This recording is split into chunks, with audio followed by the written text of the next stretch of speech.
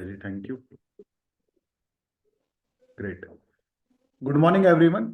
Fourth class शुरू करने से पहले मैं आप लोगों को बता दूं कुछ इंस्ट्रक्शंस जो मैंने ऑब्जर्व किए और जो मैं चाहता हूं कि हेल्थ को ना आपको टॉप मोस्ट प्रायोरिटी पे रखना होगा।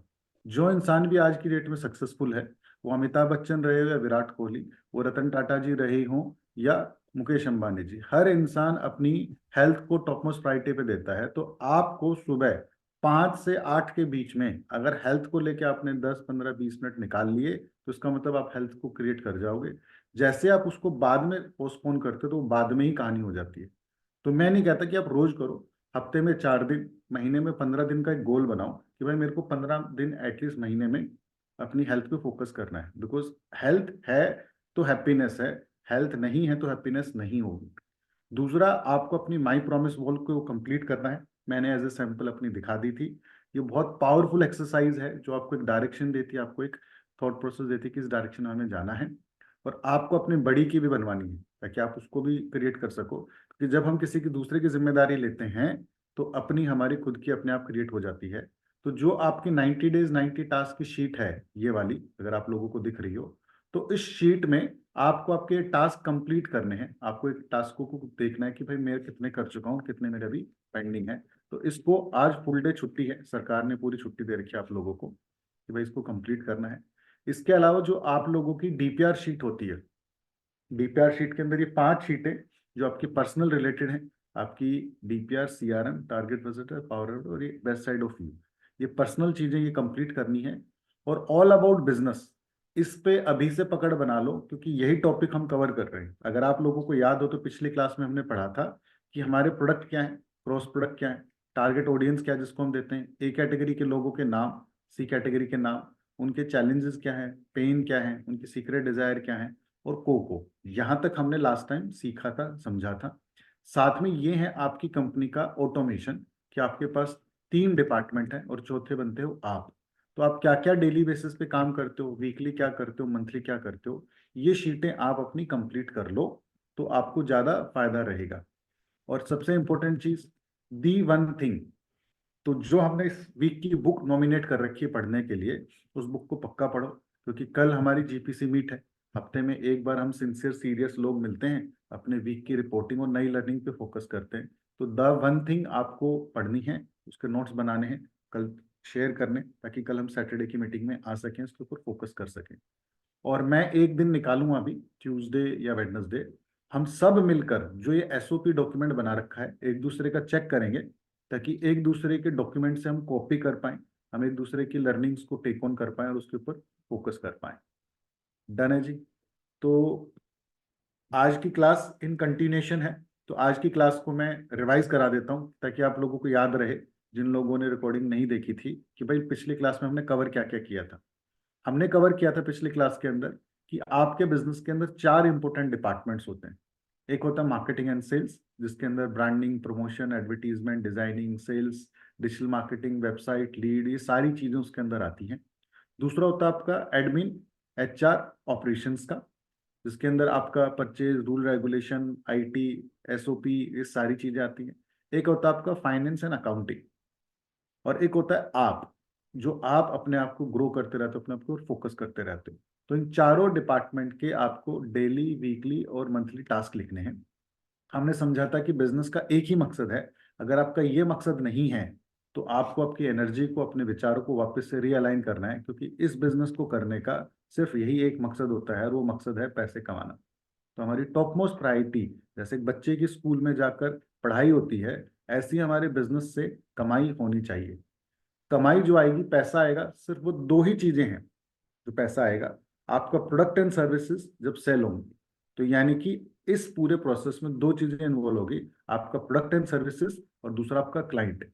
तो आपको इनकी पूरी डिटेल्ड पता होनी चाहिए कि आपके क्लाइंट हैं कैसे। तो हमने एक ए कैटेगरी और सी कैटेगरी की लिस्ट बनाई थी। ए जो टॉप मोस्ट प्रायोरिटी पे है, सी जो चैलेंजिंग क्लाइंट है, उनके हमने नाम लिखे 5 5 लोगों के, जो आपको आपकी शीट में भी लिखने हैं। और उनको समझकर उनकी डिटेल्ड डेफिनेशन लिखनी है कि ये जो ए कैटेगरी के लोग हैं कैसे हैं, किस एरिया में रहते हैं, क्या ये सोचते हैं, क्या इनका इनकम ग्रुप है, किस तरीके के लोगों में बैठते हैं। तो जब आप अपना इन डिटेल डेफिनेशन डिफाइन करते हो अपने टारगेट ऑडियंस को, तो आपको पता लगता है कि मुझे सब लोगों के साथ काम नहीं करना, मुझे कुछ लोगों के साथ काम करना है।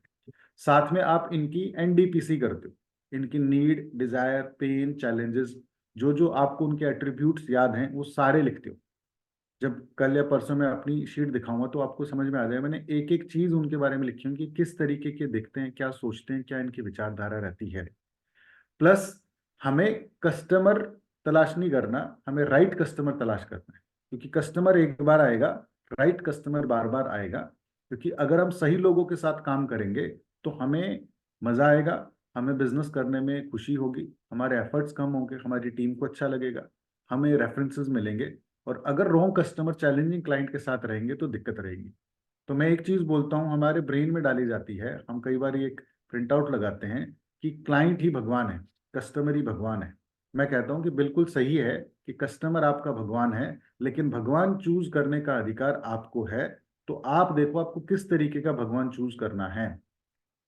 प्लस हमने फिर समझा था कि भाई जो हमने वैल्यू एक्सरसाइज की थी, 36 गुण वाली एक्सरसाइज, वो क्यों जरूरी है। क्योंकि एज ए ह्यूमन हमें बहुत सारे लोगों से जुड़ना होता है बिजनेस करते वक्त, क्लाइंट से, टीम मेंबर से, स्टेक होल्डर से, पार्टनर से, है ना। तो ये आप तभी कर सकते हो जब आपको आपकी वैल्यू एक्सरसाइज के बारे में पता, अपने गुणों के बारे में पता है। Because you are a magnet, और मैग्नेट उसी मैग्नेट को अट्रैक्ट करेगी जिसके अंदर सिमिलर गुण होंगे। तो आपको आपकी वैल्यू एक्सरसाइज करनी है जो बेस्ट साइड ऑफ यू में आपके लिखा होगा। और आपको अपने आप को सुधारते रहना है, क्योंकि जितना ज्यादा आप अपने आप को सुधारोगे उतने ही अच्छे लोगों को आप अट्रैक्ट कर पाओगे। फिर हमने समझा था कि मार्केटिंग का जो बेस है, 3M, जो बहुत सारे स्कूल्स में, कॉलेजेस में पढ़ाया जाता है, 3M, कि आपको आपकी मार्केट के बारे में, आपके मैसेज के बारे में और मीडियम, ये तीनों की मास्टरी करनी है, इन तीनों को इम्प्लीमेंट करना है। तो मार्केट की बात हमने कर ली, मार्केट का मतलब टारगेट मार्केट हो गया। मैसेज की हमने बात की थी पिछली बार कि जो आप कहना चाहते हो, दिखाना चाहते हो, बोलना चाहते हो, 3 माध्यम से, रीडिंग, सीइंग या ऑडियो विजुअल के थ्रू, जो भी आप अपना धारदार या शार्प मैसेज आगे डिलीवर करना चाहते हो, पीपीटी, एसएमएस, व्हाट्सएप कंटेंट के थ्रू, वो आपका मैसेज बनता है।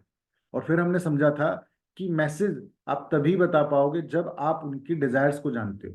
क्योंकि लोगों को अगर अट्रैक्ट करना तो उनकी डिजायर की बात करनी है कि मैं आपको ये वाला रिलीफ दे सकता हूँ, है ना। और नीड उनके डिलीवर करनी है जो एक्चुअल उनकी नीड है। हमने एक एग्जांपल देखा था कि रैपिड इंग्लिश में कैसे हम हिंदी का यूज करते हैं, लेकिन सिखा हम इंग्लिश रहे, क्योंकि उनकी टारगेट ऑडियंस और पढ़ने वाले लोग कैसे होते हैं। साथ में हमने बात की थी कि मार्केट और मैसेज डिफाइन होने के बाद में हमने बात की थी हमें मीडियम, किस ट्रैफिक सोर्स के थ्रू हम वहां पे जाने वाले हैं। तो सोर्स जो है वो इस धरती पे 3 ही है, उसके डिफरेंट डिफरेंट स्टेजेस हैं, उसके डिफरेंट डिफरेंट टाइप। जैसे रेफरल के कई सारे सोर्स हैं, एग्रीगेटर है, कोको टेक्निक है, या बिजनेस कई सारे ग्रुप्स बने हुए हैं जहाँ से रेफरेंसेस आते हैं, या आपकी अवेयरनेस है, जान पहचान के लोग हैं। ऑनलाइन जैसे कई सारे तरीके, व्हाट्सअप है, व्हाट्सअप स्टेटस है, मेलर्स हैं, सोशल मीडिया है। ऑफलाइन के कई सारे तरीके हैं। तो इसमें भी हमने समझा था कि कैसे अलग अलग बिजनेस की क्लैरिटी में होना कि सारे बिजनेस मीडियम्स, सारे माध्यम आपके लिए नहीं बने, आपको अपनी चूज करने। जैसे रेडियो एफएम आपका नहीं बना है, टीवी आपके लिए नहीं बना है। तो ये अगर आपको समझ में आता है तो इन डिटेल जाओ ना और दिमाग लगाओ कि भाई ये जो 4 मीडियम है, यूट्यूब, लिंक्डइन, इंस्टाग्राम, फेसबुक, क्या ये चारों मेरे लिए बने। देख लो उसमें से कौन सा आपके लिए बना, उसी पे जान लगाओ, सारों की मास्टरी नहीं करनी ना। सेम हमने फिर पढ़ा था कि आपके बिजनेस में एक क्रॉस सेल और अपसेल के प्रोडक्ट होने चाहिए, क्योंकि cross sell is like a toffee product, sorry, आपका एक फ्रंट एंड और बैक एंड प्रोडक्ट होना चाहिए। Front end is like a toffee product, जिससे कि क्लाइंट आपके पास आएगा, जब वो आपके पास आएगा तो फिर आपको उसको अपसेल करना है, कोई और दूसरी चीज बेचनी। जैसे कि मैंने बताया था कि मेरा एक प्रोडक्ट है जिसमें मैं लोगों को मास्टर क्लास या 1 डे की क्लास में बुलाता हूँ, तो मेरा टॉफी प्रोडक्ट है। उसको मजा आता है, उसको लगता है यार मजा आ गया, सच में वैल्यू है इस बंदे के पास जाने की, समझने की। फिर उसको मैं अपना गाइड प्रोग्राम या 1 ईयर की hand holding, GPC program offer करता हूँ। क्रॉस सेल में मैं उसको बोलता हूँ ऑफिस स्पेस या इन्वेस्टमेंट की बात करता हूँ। तो आपको भी आपका बिजनेस के अंदर ये इन डिटेल पता होना चाहिए। और फिर हमने बात करी थी the cold famous and brilliant technique, coco technique, जो हमारे पास बाय बर्थ से होती है, बट उसको हम एनकैश करना नहीं जानते, उसको सीखना, उसको ना यूज करना नहीं जानते। तो जैसे हमारे शरीर में 6 कुंडलियां होती हैं, बट उनको हम जागृत करना नहीं जानते। ऐसे ही हमारे पास बाय बर्थ कोको टेक्निक होती है, उसको हम यूज नहीं कर पाते, इम्प्लीमेंट नहीं कर पाते। तो उसी के ऊपर हमने थोड़े से समझने की कोशिश की थी कि हमें अगर लोगों से रेफरेंसेस लेने हैं तो लोगों का सिर्फ लाइकिंग हमारे प्रति होना चाहिए, क्योंकि रेफरेंस लेने के लिए, रिकमेंडेशन लेने के लिए उसका सिर्फ अगर हमारे प्रति लाइक है, वो हमें पसंद करता है, तो वो हमें कहीं ना कहीं रेकमेंड करता है, हमें रेफर करता है। हाँ, अगर उसके साथ आरएसपी करना है जो हमने इसके अंदर पढ़ा था, उसके लिए नेक्स्ट स्टेज चाहिए ट्रस्ट वाली। अदरवाइज रेफरेंस रिकमेंडेशन हमें ऐसे ही आ जाते हैं। साथ में आप लोगों को अगर याद हो तो हमने ये भी पढ़ा था कि 3% लोग जो आज खरीदना चाहते हैं, जिसके लिए मार्केट मची हुई है, 97% लोग ऐसे हैं जो इन फ्यूचर खरीदेंगे, जिनके घुटने खराब होंगे या उनके फैमिली में किसी ना किसी मेंबर के होंगे। तो आप आज वालों पे फोकस कर रहे हो या आज अपनी फाउंडेशन फ्यूचर के लिए बिल्ड कर रहे हो? क्योंकि बिजनेस बिल्ड किया जाता है सदियों के लिए, हमें ना फ्यूचर के लिए। हमने दो तरीके समझे थे कि हमारे पास दो तरीके हैं, एक आरआरपी, एक आरएसपी। आरआरपी में चॉइस उस बंदे की रहती है, वो अगर रेकमेंड करना चाहे, रेफरेंस देना चाहे तो उसकी इच्छा है। आरएसपी में आप उसको कंपाइल करते हो, उसके साथ पार्टनरशिप करते हो, उसके साथ एक स्ट्रैटेजी करते हो कि हम दोनों मिलकर एक दूसरे की मदद करेंगे, या आप मेरी मदद करोगे या मैं आपकी मदद करूंगा, जिसका एक एग्जाम्पल मैं आप लोगों के साथ शेयर करने वाला हूं।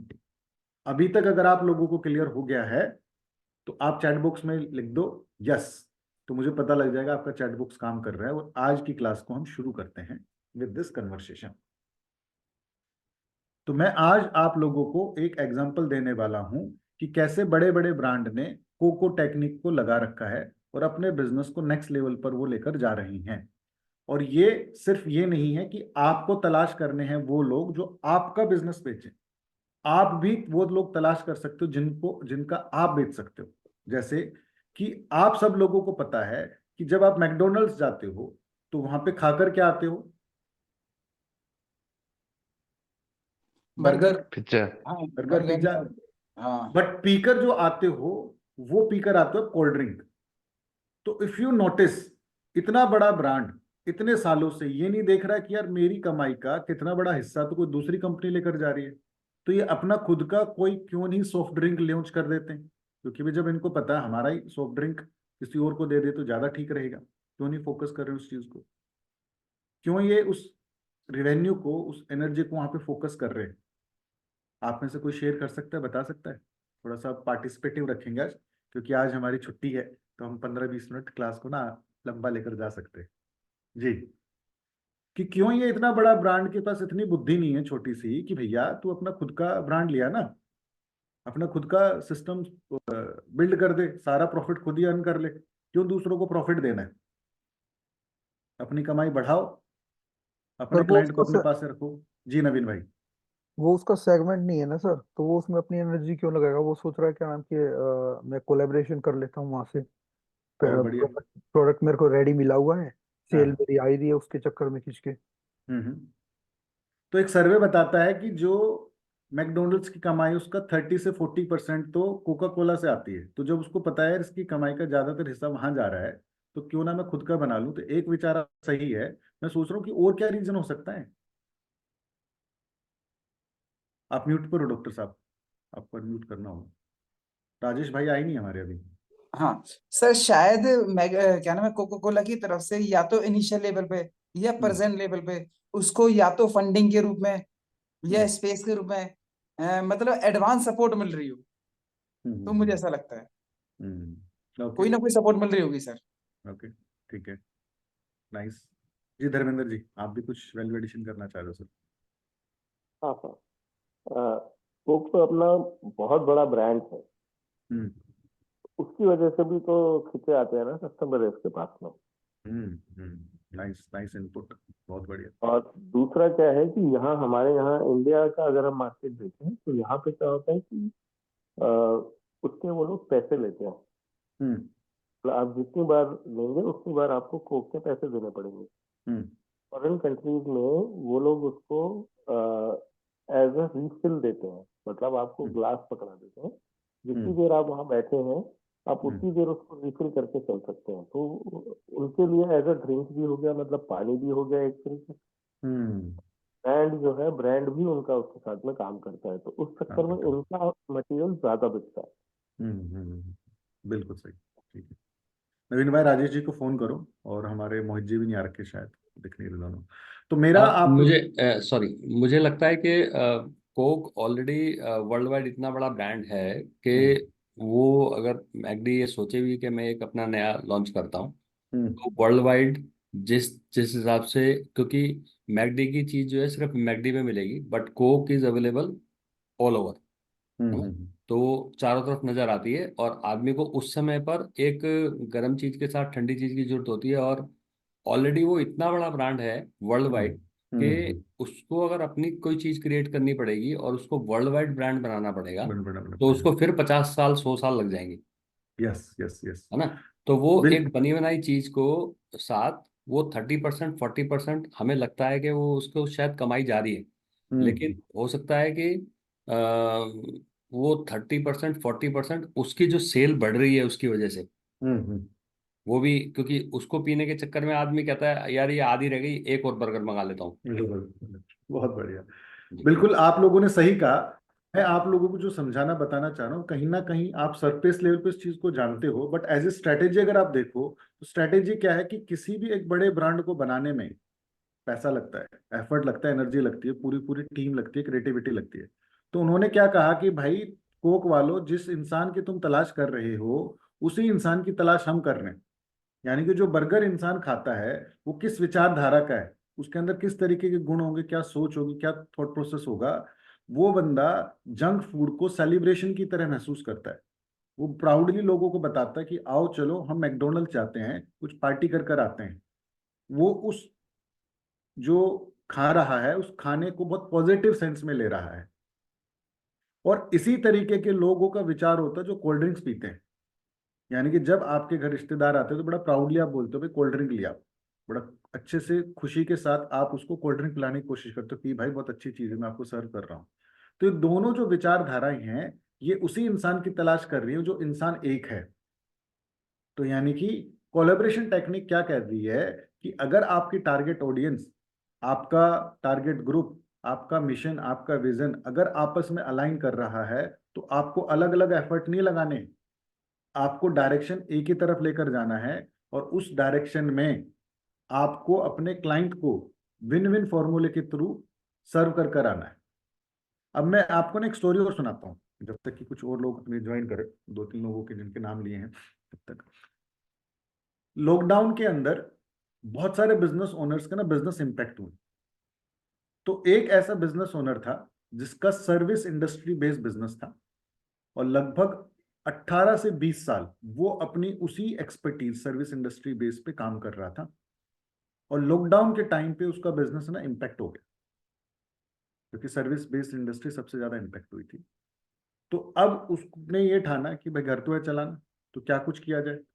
तो उसने उन दिनों में ना एफएमसीजी प्रोडक्ट्स के ऊपर फोकस किया, और अपना एक और नया वेंचर उसने स्टार्ट किया, क्योंकि उसको पता था कि भाई ये वाला प्रोडक्ट, फास्ट मूविंग जो कंज्यूमेबल प्रोडक्ट्स होते हैं, ये तो चलेंगे चलेंगे, लोग कहीं ना कहीं पे लेंगे। तो उसने अपनी एक और सेकंड डिवीजन स्टार्ट की। और उस वो बंदा यही नहीं रुका, उसने ये ठाना कि भाई आगे चल के कोई ऊंच नीच ना हो, दिक्कत ना हो, तो क्यों ना मैं अपना थर्ड बिजनेस और स्टार्ट कर। तो उसने लाइजनिंग और कंसल्टिंग अपना ये तीसरा वर्टिकल और स्टार्ट कर लिया। तो यानी कि आज की डेट में वो बंदा एक बिजनेस जो उसके लिए पेनफुल हो गया था लॉकडाउन में, उस लॉकडाउन में उसने ये दिमाग लगाया कि भाई क्यों ना मैं मल्टीपल बिजनेस के अंदर जाऊं, और साथ के साथ और दूसरे व्यापार को भी अपना साथ के साथ खड़ा कर पाऊं। तो आज वो बिजनेस ओनर जिसकी लाइफ में चैलेंज था, वो तीन तीन बिजनेस कर रहा था। तो इस केस स्टडी को थोड़ा सा डिस्कस करेंगे और अपने लाइफ में समझेंगे। तो क्या आप उस बिजनेस ओनर से मिलना चाहते हो? अशोक जी, विवेक जी, विक्रम जी, जिनके मैं फोटो नहीं देख पा रहा हूँ, चैट यस बॉक्स में सर। डाल दीजिए। जी तो जरूर मिलना चाहेंगे। तो यस। ये जो बिजनेस ओनर है जिससे मैं बड़ा इंस्पायर होता हूँ, जिससे मैं बड़ा है ना, वो कहता है ना, प्रभावित होता हूँ, इस मल्टीपल ब्रांड के बाद जिसने कोको टेक्निक को समझा और लगाया, वो बिजनेस ओनर हमारे संजय नाई। संजय नाई मेरे को मिला भाई साहब लॉकडाउन के दिनों में, क्योंकि इसका जो सर्विस बेस्ड बिजनेस था 18-20 साल का, वो सबसे ज्यादा इम्पैक्ट हुआ था। लोग आते ही नहीं थे, लोगों को लगता था भाई गड़बड़ हो जाएगी, है ना, बीमारी इसी से ज्यादा फैलेगी, क्योंकि छुआछूत हो रहा था उस टाइम पे एक दूसरे को टच करने में। उस टाइम पे इसने दिमाग लगाया कि भाई कौन सा ऐसा बिजनेस स्टार्ट करो ताकि इसके साथ चल जाए। तो इसने ये एफएमसीजी, यानी कि जो ये देता है यहाँ पे गुटखा पान मसाला ये सारी चीजें, क्योंकि आने वाला जो क्लाइंट आता था या तो इसकी वजह से या इसकी वजह से कोई ना कोई आता था। और साथ ही साथ जब भी बाल काट रहा होता था या लोगों के साथ इंटरेक्शन कर रहा होता था तो उनको बता देता था कि घर पे अगर मिट्टी डलवानी हो, खड्डा खुदवाना हो, लेबर की जरूरत हो, प्लॉट बेचना हो, खरीदना हो, कोई मकान रेंट पे चाहिए तो मुझे बता देना, क्योंकि लाइजनिंग और कंसल्टिंग भी करने लग गया था। तो जब इस जैसा इंसान तीन तीन व्यापार को कर सकता है तो आप सोच कर देखो ना कि भैया कोको टेक्निक लगाने की पोटेंशियल तो आपके बिजनेस में भी है, बट आपने वो एक चीज पकड़ रखी है, आप आसपास देख ही नहीं रहे हो कि भाई आपका जो टारगेट ऑडियंस है जो आपके आसपास आ रही है, आप उसको कुछ अपसेल या क्रॉस सेल भी कर सकते हो, उसके साथ कुछ और चीज भी क्रिएट कर सकते हो। कैसे? कि मैं बताऊं कि लोन का जो बिजनेस होता है, लोन का वो नीड बेस्ड बिजनेस होता है। बंदे को जरूरत होगी तो आपके पास आएगा, आप उसको जाकर पुश नहीं कर सकते, उसको जाकर दे नहीं सकते। एग्री करते हो? तो एक लोन के बिजनेस में हमने कैसे कोको टेक्निक को डिजाइन किया, कैसे हमने स्ट्रेटेजी बनाई, वो मैं आपको बताना चाहता हूं। वो टेक्निक थी देसी घी और लोन की। हमारे एक मित्र हैं, वो लोन का काम करते थे। जब वो मेरे पास आए तो उन्होंने बताया भाई कैसे क्या कुछ क्रिएट किया जाए। तो मैंने उनको ये बताया कि मैं कहा भैया आपका जो क्लाइंट है ना वो आपके पास खुद तो आएगा नहीं कि भाई मेरे को लोन दे दो, क्योंकि उसकी अवेयरनेस में नहीं है इस चीज का, क्योंकि अवेयरनेस वीक हो जाती है ना, भूल जाता है। तो आपको अगर अपनी अवेयरनेस बढ़ानी है तो आपको वापस से क्लाइंटों के पास जाना है और ऐसी चीज के साथ में ताकि वो उस चीज को कंज्यूम कर रहा हो, उसके घर पे वो चीज यूज हो रही है। तो गाय का देसी घी आधा किलो का पैक जो 800 रुपये में उसको अलाइन कराया गया। मार्केट में अगर जाओ तो 1 किलो घी 2200 से 2500 रुपये आता है प्योर। और गाय के घी के बहुत सारे फायदे। तो उसकी स्ट्रैटेजी ये बनाई गई कि भाई आप अपने जो डाटा बेस है उन लोगों को मैसेज भेजो ऑडियो वीडियो की फॉर्म में, उन लोगों से बात करो, उनको ये समझाओ कि भाई मेरा प्राइम बिजनेस तो लोन का ही है और लोन से मैं ये फायदे सब कुछ करता हूँ। बट अभी मैंने किसी के साथ टाइप किया है जिनकी अपनी खुद की एक छोटी सी गौशाला की डेयरी है, प्राइवेट वाली है, इनको कोई दान दक्षिणा नहीं चाहिए। बट अगर आप सच में गौ माता का फायदा करना चाहते हो, अपनी लाइफ में कुछ वैल्यू एडिशन करना चाहते हो, तो एक आधा किलो का घी मंगा लो जिसको आप अपने शरीर पे लगा लो या आप अपनी एज ए दवाई की तरह यूज कर लो या अपने साथ खा लो, तो सर्दियों में आपके बड़ा काम आएगा। तो मेरा ये कहना है कि किसी इंसान ने अगर आधा किलो घी मंगाया तो उसका पूरा परिवार तो ये तो पूछेगा ना कि कहाँ से आया, तो कहाँ से आया तो बताएगा ना कि भाई उस बंदे ने दिया था, वो ये करता है। तो यानी कि उसने पूरे परिवार को अपने साथ एंगेज कर लिया ना, अपने साथ रिलेशनशिप बिल्ड कर ली। तो मेरा कहना सिर्फ आप लोगों को ये है कि ये जो तीन चीजें मैंने आपको बताई एज ए स्ट्रेटेजी, आपको अपने लिए सोचना है कि आप क्या ऐसा कुछ करो जिसमें आप या तो किसी से जुड़ जाओ या आप किसी को अपने साथ जोड़ लो, ताकि आपकी रीच, आपकी जो ट्रांजैक्शन होने की पॉसिबिलिटी है वो बढ़ जाए। क्योंकि अल्टीमेट गेम बिजनेस के अंदर नो लाइक ट्रस्ट के बाद ट्रांजैक्शन का होता है। और ट्रांजैक्शन करने के लिए आपके पास कोई ना कोई एक टॉफी प्रोडक्ट होना चाहिए, ताकि जब वो छोटी ट्रांजैक्शन हो जाए तो फिर बड़ी ट्रांजैक्शन होगी और फिर उससे बड़ी ट्रांजैक्शन होगी। That is the thought and philosophy. क्योंकि मैं आपसे सिर्फ ये पूछना चाहता हूं कि वेयर इज योर कोको, आपका कोको प्रोडक्ट कहाँ है? क्या चीज है आपके पास जिसको आप क्रॉस सेल कर सकते हो, अपसेल कर सकते हो? बिकॉज आपके पास ऑलरेडी एक डाटा माइन है, सोने की खदान है आपके पास पड़ी हुई, जिसको आप वेस्ट कर रहे हो सिर्फ ये विचार लगा के कि भाई ये तो मेरा वही प्रोडक्ट खरीदेगा जो मेरे पास है। आपको आपके प्रोडक्ट की बकेट को थोड़ा सा बढ़ाना होगा, दो चार चीजें उसमें ऐसी लगानी होंगी जिससे कि आपका क्लाइंट तक पहुंचने का जो थॉट प्रोसेस है वो थोड़ा सा बढ़ जाए और चीजें आपके साथ एंगेज हो जाए। तो मैं आप लोगों को क्या बताना चाह रहा हूं कि अगर आप कोलैबोरेशन स्ट्रैटेजी को सीखना चाहते हो तो आपको इस चीज को 100% समझना पड़ेगा कि एक विन विन फॉर्मूले वाली स्ट्रैटेजी है, जहां पे आपका भी फायदा होता है, आपके क्लाइंट का भी फायदा होता है और जिसके साथ आप कोलैबोरेशन करते हो उसका भी फायदा होता है। अब जो देसी घी और लोन की मैंने आपको बात बताई, तो जो क्लाइंट देसी घी खाएगा उसका फायदा है, उसको एक ऑथेंटिक बहुत रीजनेबल प्राइस का बिना पुश प्रोडक्ट, यानी कि उसके इंटेंशन ये नहीं कि मैं इससे प्रॉफिट कमाऊं, इंटेंशन है मैं इसके घर पहुंच जाऊं। प्लस जिसका घी जा रहा है, जिस कंपनी का या जिस ऑर्गेनाइजेशन का, उसके लिए, और जो इंसान भेज रहा है, तो तीनों के लिए विन विन फॉर्मूला क्रिएट हो गया ना। जब आपकी कोको टेक्निक के अंदर विन विन होता है तीनों एंगल से, जैसे कि संजय नाई ने लगाया, जैसे कि कोका कोला ब्रांड ने लगाया, तब आप अपने इस स्ट्रेटेजी की मास्टरी कर सकते हो, उसके फोकस कर सकते हो। तो मैं आपको बता दूं, if you don't have big marketing budget और don't want to hire marketing team, आपको लगता है यार मैं लोगों को बार बार हायर करता हूँ, 2 4 6 महीने 8 महीने रुकते हैं फिर चले जाते हैं, या मेरे पास इतना पैसा नहीं है कि मैं बहुत सारा पैसा लगाऊं, क्योंकि मार्केटिंग में लगाया हुआ पैसा अक्सर वेस्ट हो जाता है। आपने एक वेबसाइट बनवाई, 6 महीने 8 महीने बाद जब आप दोबारा वेबसाइट बनवाने जाओगे तो आपको उसके फ्रेश पैसे देने होंगे, क्योंकि वो फ्रेश होता है। आपने सोशल मीडिया पे कुछ क्रिएटिव्स चलाए, ऐड चलाए, अपनी ब्रांडिंग प्रमोशन किया, एक समय के बाद में अगर आप उस पर कुछ नहीं करते हो तो आप जब दोबारा से शुरू करते हो तो आप दोबारा से खर्चा करते हो। It is not the asset you build it on, it is a asset जो आपको बार बार उसके ऊपर काम करना होता है। But collaboration is a one way, जो आपने एक बार बिल्ड कर लिया तो वो रिलेशनशिप आप सदा सदा लंबे टाइम तक निभा सकते हो, लोगों के साथ जा सकते हो, because as a human being हम कहीं ना कहीं एक दूसरे से जुड़ना चाहते हैं, एक दूसरे के काम आना चाहते हैं। तो मैं आपको सिखाना चाहता हूँ कोलैबोरेशन टेक्निक इन डिटेल। अगर आप अलाइंड हो, एक्साइटेड हो इस चीज को समझने के लिए, तो एक बार चैट बॉक्स में दोबारा से डाल दो यस, ताकि मुझे पता लग जाए कि भैया आप मेरे साथ अलाइंड हो।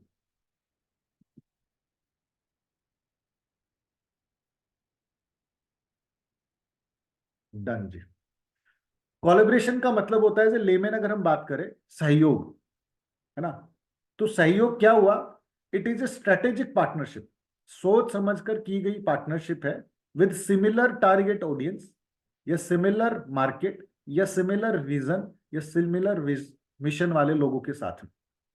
जिन लोगों की विचारधारा किसी चीज को अचीव करने के लिए ऑलरेडी अग्रसर है, उसके ऊपर फोकस कर रहे हैं, अगर हम उन्हीं लोगों के साथ अपना जॉइंट वेंचर करें, या उनके साथ जुड़े, या उनके साथ एसोसिएशन करिए, या उनके साथ पार्टनरशिप करें, तो वो पार्टनरशिप ज्यादा लंबे टाइम तक चलती है, क्योंकि आप दोनों का मिशन विजन सेम हो जाता है। जैसे कि डॉक्टर विवेक बिंद्रा जी एंटरप्रेन्योर्स की लाइफ में बदलाव लाना चाहते हैं, इसीलिए वो अपने कोर्सेज कराते हैं, उनको समझाते हैं, बताते हैं, उनको ट्रेनिंग देते हैं। अगर विवेक बिंद्रा जी के साथ मेरा कोलैबोरेशन हो जाए, तो मेरा भी मिशन एंटरप्रेन्योर्स की लाइफ को आसान बनाना है। उनका भी मिशन यही है, वो भी चाहते हैं कि बिजनेस ओनर कमाएं, उन्नति कर जाएं और अपना बिजनेस बड़ा कर पाएं। मेरा भी उसी तरीके का विचार है। अगर हम दोनों आपस में ज्वाइंट हैंड कर लें, आपस में मिल जाए, तो हम ज्यादा बिजनेस ओनर की लाइफ में बदलाव ला सकते हैं, आगे की तरफ बढ़ सकते हैं। तो सेम बेसिस पे आपको समझना पड़ेगा कि जेवी के टाइप क्या है इन मार्केट। इसको हम बोलते हैं अलग अलग नामों से, जैसे कि हम इसको बोलते हैं कोलैबोरेशन को as a JV, as a associate partner, referral partner, channel partner, aggregator, ये अलग अलग नाम है। बट नाम कुछ भी हो, एजेंडा क्या है, मकसद क्या है? मकसद है हम मिले, तुम मिले तो कुछ बात बने। अल्टीमेट मकसद तो यही ना कि भाई आप और मैं मिलकर कुछ बात, कुछ है ना, बात बने। तो जो बात बनानी है वो क्या बनानी है कि हमें अपने बिजनेस में तरक्की लानी है। हम एक दूसरे को क्रॉस सेल करेंगे, अपसेल करेंगे, ताकि एड ऑन सेल करेंगे। क्योंकि जो हम करना चाह रहे हैं एज ए बिजनेस ओनर, मकसद क्या था? प्रॉफिट कमाना। प्रॉफिट कहां से आएगा? जब आपके प्रोडक्ट एंड सर्विसेज सेल होंगे टू द क्लाइंट्स। तो क्लाइंट्स आपके पास भी, मेरे पास भी है, मैं आपको आपके क्लाइंट दूं, आप मेरे को दो, या सिर्फ मैं आपको दूं, what ever way is possible. तो मैं आपको क्या समझाना चाह रहा हूं यहाँ पे, what we want in business. Business में हमें क्या चाहिए? सम कनेक्शन और रेफरेंसेस, या जस्ट मोबाइल नंबर? इस चीज को समझो कि क्या हमें अपने बिजनेस के अंदर सिर्फ डाटाबेस चाहिए होता है, लोगों से कॉन्टेक्ट नंबर चाहिए होते हैं, मोबाइल नंबर चाहिए होते हैं, या कनेक्शन और रेफरेंस चाहिए होता है? क्योंकि कनेक्शन और रेफरेंस और सिर्फ कॉन्टेक्ट में अंतर है। क्योंकि जब कोई आपको रेफरेंस देता है, आपको किसी से कनेक्शन कराता है, तो वो अपना ट्रस्ट, अपनी रिकमेंडेशन, अपनी रिलेशनशिप, अपना फेथ, अपना नॉन फैक्टर, जो उसके साथ उसकी जान पहचान अंडरस्टैंडिंग है, वो भी भेजता है साथ में। ऑनलाइन से ज्यादा पावर होती है लाइव कनेक्शन की। क्योंकि ऑनलाइन पे लोगों को पता है कि भाई बहुत सारे कमेंट, बहुत सारे रिव्यूज डलवाए जाते हैं, बंदों को दिखता है कि यार ये तो चैलेंजिंग है, बट कोई इंसान जब आपको रेकमेंड करता है कि उस ढाबे पर खाकर आना, उस फिल्म को देखकर आना, तो आपके चांसेस, आपकी पॉसिबिलिटी उस ट्रस्ट के साथ बढ़ जाती है। तो कनेक्शन का मतलब हुआ RRP और कोलैबोरेशन का मतलब हुआ RSP। जब आपको सिर्फ कनेक्शन मिलते हैं उनकी चॉइस के हिसाब से, वो है रिकमेंडेशन एंड रेफरेंस वाली बात। और जब हम बात कर रहे हैं कोलैबोरेशन की, वो है आपका RSP। It is like marriage, आप दोनों का जुड़ाव हो गया। अब मैं आपको बता दूं यहां पे, if they will like you, believe in you, they will instantly collaborate with you. जिस इंसान के पास आप जा रहे हो कि हम मिलकर कुछ करते हैं, अगर वो इंसान आपको पसंद करता है, आप पे विश्वास करता है, तो इंस्टेंटली कोलैबोरेट कर लेगा। अदरवाइज वो ना नुकर करेगा, अपने ऑब्जेक्शंस बताएगा, अपनी चैलेंजेस बताएगा। This Mantra is successful. किन तरीके के लोगों के लिए सक्सेसफुल मंत्रा है? जैसे डिजिटल मार्केटिंग पे पैसा उड़ाना, लगाना, किन लोगों के लिए फायदेमंद है? जिनके पास अबंडेंस ऑफ मनी है। बट जिनके पास पैसा कम है, उनके लिए एफर्ट ज्यादा मायने रखते हैं उस पैसा कमाने के लिए। तो वो लोग जो एक दूसरे की मदद करते हैं बिना किसी एक्सपेक्टेशन के, वो लोग जो दूसरों को पहले प्रायोरिटी देते हैं रादर देन अपने आप को, जिनका नेचर वी है ना कि मी है।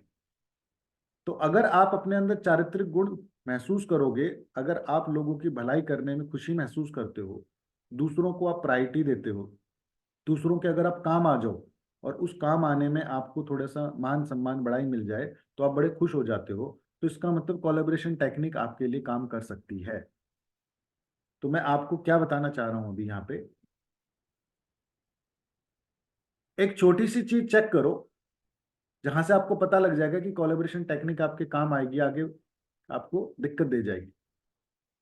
When was the last time जहां आपने किसी की मदद की थी? एक हफ्ता, एक महीना, एक क्वार्टर, आपने किसी इंसान की मदद की और उस इंसान के आप काम आए किसी न किसी रूप में। उस इंसान ने ना तो आपको कोई ग्रेटिट्यूड दिया, ना कोई एक्नॉलेजमेंट दिया, किसी भी तरीके की आपकी ना कोई तारीफ करी, वो चुपचाप भूल गया वो काम आने के बाद में। और फिर भी आप उस इंसान के दोबारा काम आओगे और उसकी लाइफ में कुछ ना कुछ वैल्यू ऐड कर जाओगे। तो अगर आपका इस तरीके का नेचर है कि भाई मेरा काम तो लोगों के काम आना है, तो इसका मतलब आपके लिए कोको टेक्निक बहुत बेहतरीन काम करेगी। क्योंकि जो इंसान विन विन फॉर्मूला के बारे में सोचता है, वो अपने प्रॉफिट के बारे में कम सोचता है। वो सोचता है कि मैं दो पार्टियों को मिलाऊं और उनसे एटलीस्ट और कुछ नहीं तो उनका आपस में काम बनाऊं, मुझे कुछ मिले ना मिले इन दैट। अभी बस 1 मिनट में लेते हैं शेयरिंग। तो हाँ, यहाँ पे शेयरिंग ले लेते हैं, फिर इसके बाद डिस्कशन थोड़ा सा हैवी हो जाएगा। तो संदीप भाई, आपने हैंड रेज कर रखा है, क्या कुछ पूछना चाह रहे हो? वैसे ही अभी जैसे आपने जो एग्जांपल दिया कि वो लोन्स का काम करते हैं एंड देन उन्होंने अ, देसी घी। गाय के दूध का प्योर घी का उन्होंने लिया। जी। मतलब बहुत ही दूर का रिलेशन है मगर फिर भी कोको है, ठीक है, हम्म क्योंकि उनको याद रहना है, मतलब दैट्स अ थॉट, राइट। तो हम्म मतलब हमारे केस में हमें बहुत सारे फैक्टर्स कंसीडर करने पड़ेंगे। कोको हम्म करना है, हमारे सिस्टम में है, दैट्स दैट्स अंडरस्टूड, ये तो है ही है। हम्म मतलब हमें लोगों को हेल्प करके अच्छा लगता है या हमें रिलेशन बना के अच्छा लगता है, दैट्स दैट्स डन गिवन। हम्म तो हमें बहुत ज्यादा एक्सट्रीम में भी सोचना है कि हमारे थॉट प्रोसेस मैच कर रहे हैं, राइट, क्योंकि मतलब लोन्स एंड घी का कोई रिलेशन ही नहीं है अगर देखा जाए तो बिल्कुल सही बात है। है ना। तो हम्म जैसे मैं सोच रहा था, जैसे यहाँ धर्म जी हैं जो लाइट्स का काम करते हैं, तो मेरे को लाइट सूट करता है क्योंकि अगर जो मैं प्रोडक्ट देता हूँ वहाँ लाइट की भी जरूरत है। Hmm as a toffee product, as an introduction I can give, right. Hmm hmm sound, क्योंकि हम डिस्प्ले की बात करते हैं तो साउंड भी आता है साथ में, तो आई कैन बिल्कुल ऐड साउंड। सही कह रहे हो संदीप भाई आप। लेकिन ये क्या, ये डायरेक्ट रिलेशन वाला प्रोडक्ट है? आपने जो बोला वो एकदम इनडायरेक्ट रिलेशन था, लेकिन हाँ, फिर भी रिलेशन है। Yes yes. तो मेरा तो ना यहाँ पे जो वो आपने, अपन कैसे लेके आए अपने सिस्टम। हाँ बिल्कुल बिल्कुल, ये जैसे ना बहुत बहुत अच्छा आपने डिस्कशन क्रिएट किया है यहाँ पे। मैंने वो जो 3 एग्जांपल दिखाए अलग अलग, ये समझाने के लिए कि किसी के भी बिजनेस में लग सकता है। सबसे पहले आपके अंदर चाहत होनी चाहिए। दूसरा, जरूरी नहीं है कि आपकी प्रायोरिटी में आप अपना कोई प्रोडक्ट ऐसा बेचो जो आपसे रिलेट करता है, ये आपके लिए अपसेल होता है। आपका सिर्फ इंटेंट होना चाहिए। अब लोन वाला कोई भी बिजनेस जो कर रहा है वो बंदा क्या सोचेगा कि भाई मैं अपना क्रॉस सेल अपसेल में क्या डाल सकता हूँ। वो बोलेगा कि मैं म्यूचुअल फंड डाल लेता हूँ, मैं इंश्योरेंस डाल लेता हूँ, मैं टर्म इंश्योरेंस डाल लेता हूँ, यही तो सोचेगा ना। बट ये सारे प्रोडक्ट अगर आप देखोगे, सारे प्रोडक्ट कैसे हैं, पुश प्रोडक्ट हैं, आपको जाकर देने पड़ते हैं, बंदा रिजेक्ट कर देगा, उसको ये लगेगा कि बेचने आ गया है। तो क्या आप एक अपने लाइफ में ऐसा प्रोडक्ट डाल सकते हो जो अगले बंदे के लिए ज्यादा बेनिफिट हो सकता है, वैल्यूएबल हो सकता है। तो ये 3 एग्जांपल इस तरीके से दिए गए ताकि हम अपने थॉट को सोच सकें कन्वेंशनल थिंकिंग से, कि अगर मैं डॉक्टर हूं और मैं लोगों के घुटने ठीक करता हूं, तो क्या मैं साथ के साथ एलोपैथी स्टार्ट करूं? दैट इज बाय ऑब्वियस, वो प्रोडक्ट है उसके साथ में अलाइन हो सकता है। बट क्या ऐसी यूनिकनेस हो आपके प्रोडक्ट के अंदर कि जिससे ज्यादा से ज्यादा लोगों को पुल किया जा सके, ज्यादा ज्यादा लोगों तक पहुंचा जा सके यूज करने के लिए। तो उनके प्रोडक्ट पोर्टफोलियो में लोन के साथ साथ इंश्योरेंस भी ऐड हुई, उनके प्रोडक्ट पोर्टफोलियो में म्यूचुअल फंड भी ऐड हुआ। लेकिन क्रॉस सेल में जिस प्रोडक्ट को हमने फोकस किया, वो प्रोडक्ट ये हमने एज ए स्ट्रेटेजी निकाल कर दिया, है ना। जी डॉक्टर साहब, आप कुछ पूछना चाह रहे थे? म्यूट पे हैं।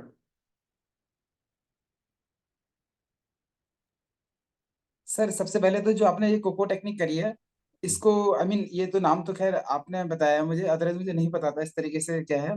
लेकिन सर ये है कि बेनिफिट के साथ साथ ना, फाइनेंशियल बेनिफिट के साथ साथ कई बार इसका ना हमें इमेज बेनिफिट भी बहुत होता है। जैसे कि सर मेरे क्लिनिक पे क्या है सर, मैं मेरा एक उसूल कह लीजिए आप, कि मैं कमीशन नहीं लेता, चाहे वो पैथोलॉजी वाला हो, चाहे वो एक्सरे एमआरआई वाला हो, सीटी स्कैन वाला हो, कोई भी चीज हो। सर मेरे लिए काफी रहता है भाई, मेरा पेशेंट जो मुझे दे रहा है वो मेरे लिए इनफ है। अब लेकिन मेरी एक कंडीशन रहती है, जो भी चाहे एक्सरे एमआरआई सीटी स्कैन कोई भी हो, कि भैया पेशेंट को तुम जो मुझे दे रहे थे तुम पेशेंट को डिस्काउंट कर देना, पहली बात। दूसरा, पेशेंट को किसी भी तरीके की कोई प्रॉब्लम नहीं आनी चाहिए, नहीं तो वरना आगे से मैं कोई रेफरेंस नहीं दूंगा। ठीक है ना। मेहनत तुम कर रहे हो, तुम कमाओ, मेरा पेशेंट ठीक हो जाए, जल्दी ठीक हो जाए, मेरे लिए यही काफी है। और सर इससे अच्छी बात क्या होती है, क्योंकि मेरा कमीशन का रोल नहीं है, सही ना, तो कहीं ना कहीं मेरे को ये भी नहीं लगता कि नहीं यार मैं इसकी एक्सरे करा दूं, इसका एमआरआई करा दूं। तो सर इससे ना मेरे पास जो पेशेंट का फुटफॉल और पेशेंट का ट्रस्ट है वो बहुत अच्छा है। बहुत बढ़िया, नाइस इनिशिएटिव। तो दैट इज बेसिकली आपने उनके साथ आरआरपी कर रखा है कि आप उनको रेकमेंड करते रहते हो, उनको रेफरेंसेस देते रहते हो। आपका उनके साथ कोई आरएसपी नहीं है, जहाँ पे रेफरेंस शेयरिंग पार्टनरशिप हो रखी हो कि भाई तुम कुछ मुझे दो, मैं कुछ आप देता हूँ, जो अभी हम इन डिटेल समझेंगे, इस पूरी स्ट्रैटेजी को खोलेंगे इन डिटेल समझने के लिए। ठीक है जी, तो मैं आगे शुरू करूँ? तो मैं आपको ना, किसी का कोई क्वेश्चन है तो अभी पूछ लें, नहीं तो मैं आगे की कन्वर्सेशन करता हूँ। बड़ा ब्यूटीफुल सा एग्जाम्पल हम शेयर करने वाले हैं कि भाई ये वाला जो मॉडल है ना, जो कनेक्शन और नेटवर्किंग मॉडल है, जैसे कि बहुत सारे प्लेटफॉर्म्स हैं, बीएनआई, तजुर्बा, सीएनजी वगैरह, कनेक्शन ग्रुप, बहुत सारे ऐसे बिजनेस नेटवर्किंग ग्रुप्स चल रहे हैं जहां पे हम जाते हैं और अपने बिजनेस को नेक्स्ट लेवल पर लेकर जाते हैं, क्योंकि हमें वहां से क्या मिलते हैं, कुछ कनेक्शंस और रेफरेंसेस, रिकमेंडेशन मिलते हैं। मैं एक यूनिवर्सल रूल बताता हूँ आपको, ह्यूमन का यूनिवर्सल रूल क्या है। अगर किसी ग्रुप में 100 लोग हैं, आप किसी भी ऐसे नेटवर्किंग ग्रुप में जाते हो, 100 लोग हैं, तो 1/3 लोग ऐसे हैं जो आपको जाते ही पसंद करेंगे, क्योंकि जो आपके अंदर चुंबक है आपके वैल्यू सिस्टम की, वो ऑटोमेटिकली उन लोगों को अट्रैक्ट कर लेती है। वो आपको बेशक से पहली बार आप गए हो, लेकिन कुछ लोग आपको पसंद कर लेते हैं, क्योंकि वो जो चुंबक है वो ऑटोमेटिकली, आपका ओरा है, जो आपका एनर्जी है, वो ऑटोमेटिकली उनको अपने पास लेकर आ जाती है। सेम बेसिस पे 1/3 ऐसे लोग हैं जो बाय डिफॉल्ट आपको पसंद नहीं करेंगे, क्योंकि जिनके साथ आपकी एनर्जी नहीं मैच कर रही है वो ऑटोमेटिकली दूर हो जाएंगे आपसे। और बचे हुए 1/3 ऐसे लोग हैं जो मिडल में झूलते रहते हैं, कभी इस तरफ कभी उस तरफ। तो जब उनको 1/3 लोग डिसलाइक वालों की बातें सुनने को मिल जाती हैं कि डॉक्टर साहब ऐसे हैं, सर्विस जी ऐसे हैं, ये ऐसे वैसे हैं, तो अपना डिसीजन मेक कर लेता है ऐसा ही होगा क्योंकि ये कह रहा है, इन दैट। तो यानी कि अगर मोटा मोटा अगर आप देखो, जो हम इतना सारा एफर्ट, समय, मनी स्पेंड करते हैं इस तरीके के नेटवर्किंग क्लब्स के अंदर में, उससे हम क्या रिजल्ट निकाल पाते हैं? क्योंकि आपको जो रिजल्ट मिल रहा है वो जब तक मिल रहा है जब तक आप वहां के मेंबर हो। जिस दिन आप वहां से आउट हो जाओगे तो वहां पे कोई दूसरा इंश्योरेंस का, कोई दूसरा डॉक्टर, कोई दूसरा प्रॉपर्टी वाला आ जाएगा, तो सब लोग मिलकर उसकी तारीफ करेंगे, उसके बारे में गुण गाएंगे, आपको भूल जाएंगे। तो यानी कि जो मैं लोगों को अवेयर करना चाह रहा हूँ, these are the very beautiful platforms but वहां जाकर आप अपना कोको मॉडल बिल्ड कर लो ताकि सदा सदा वो आपके पास काम आए, वो आपके साथ लोग जुड़ जाएं, ना कि सिर्फ एज ए जान पहचान कि हाँ यार हम उस इंसान को जानते हैं, बट बिजनेस नहीं देंगे क्योंकि अब वो BNI का हिस्सा या हमारे नेटवर्किंग क्लब का हिस्सा नहीं है, हम तो किसी और को देंगे। हमें उन बैसाखियों को 1 साल 2 साल 3 साल तक लेकर नहीं चलना है, हमें उन बैसाखियों से अपने बिजनेस को बिल्ड करना है ताकि मैं वहां रहूं या ना रहूं बट लोग मेरे साथ जुड़े रहें और जिस बिजनेस को हम हमेशा कंटिन्यू कर सके। जैसा कि मुझे पता लगा, संदीप और धर्मेंद्र जी दोनों का याराना BNI में हुआ था, है ना, आपस में कहीं ना कहीं वहां कनेक्ट हुए थे। आज भी आप वो अपनी उस दोस्ती को निभा रहे हैं और लाइफ में आगे की तरफ बढ़ते जा रहे हैं, बट वहां पे बहुत सारे लोग और भी जुड़े होंगे ना जिनके साथ याराने नहीं चल पाए होंगे, तो अंडरस्टैंडिंग क्रिएट नहीं हो पाई होंगी। ऐसे बहुत सारे लोग जो दूसरा माध्यम यूज करते हैं, वो यूज करते हैं लीफलेट डिस्ट्रीब्यूशन का, कि वो कुछ कनेक्शन कुछ लीड निकालने के लिए लीफलेट डिस्ट्रीब्यूट करते हैं। इस वाले एग्जाम्पल को भी देखते हैं। इस वाले एग्जाम्पल में जो आपकी कॉस्ट इन्वॉल्व है, जो आप अपना टाइम लगाते हो, मनी लगाते हो, एफर्ट लगाते हो, और उसके बदले में जो लीड आते हैं, और उसको कैलकुलेट कर कर देखते हैं कि जब भी लीफलेट डिस्ट्रीब्यूशन होता है तो होता कैसे है। आप कुछ कंटेंट लिखते हो, उस कंटेंट पे पूरी जान लगाते हो, उस कंटेंट को फिर डिजाइनर को देते हो, डिजाइनर अपना समय लगाता है, आपको डिजाइन करके एक बहुत बढ़िया सी चीज क्रिएट कर कर देता है। फिर आप उसको प्रिंटिंग के लिए फाइनल करते हो, तो प्रिंटिंग से फाइनल होता है, खरा आता है आपके पास में, उसको मैनेज करते हो, अपने ऑफिस में रखवाते हो।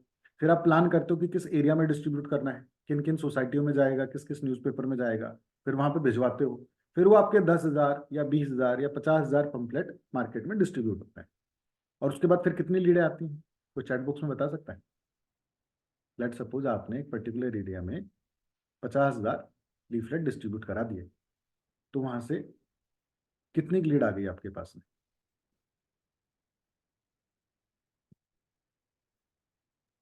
1%, hardly 1%।